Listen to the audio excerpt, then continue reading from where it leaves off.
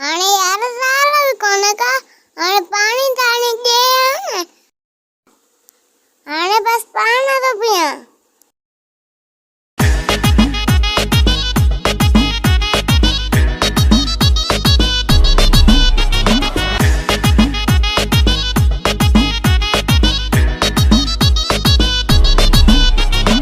ये भी आने जिंदगी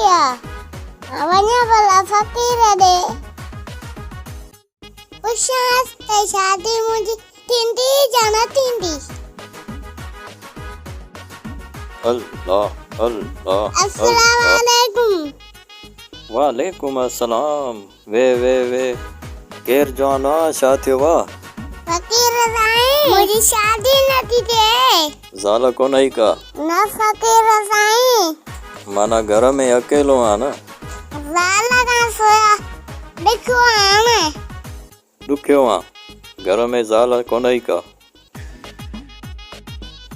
हाणे ईअं करे पानी खणी आ मां तोखे पानी पड़ी ॾियां पोइ उहो पानी पी ऐं सुम्हंदे तोखे सावरा ख्वाब में ईंदा पोइ जेके ख्वाब में अचनि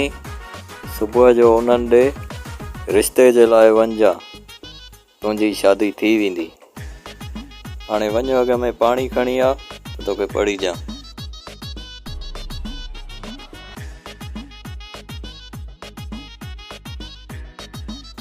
खणी आए वेह हिते हाणे तोखे ज़ाल मिलंदी पर मिठाई खाराइजां फ़क़ीर खे सही आहे न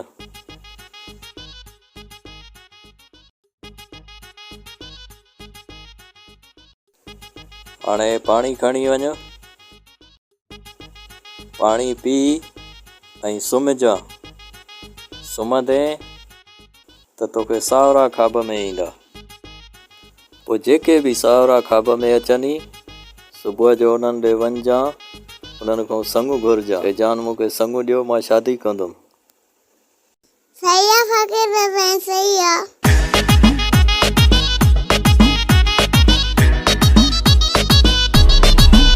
हाणे मां पानी पी सुमा ॾिसां त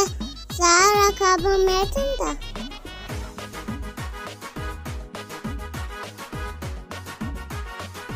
बिस्मिल्लाह करे सुमा त भले ज़ाल मिले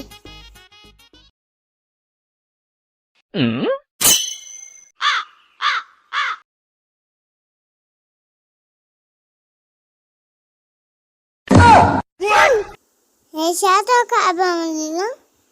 ख्वाब में त गॾायूं तो अचनि वञास वाला फकीर ॾे वास्ते छा पढ़ी ॾिनो अथई फकीर साईं अस्सलाम वालेकुम वालेकुम सलाम रात तो मां ख्वाब में गॾायूं तो ॾिसां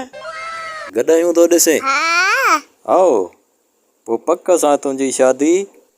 हींग पुटनि मां थींदी 哎呦我的妈！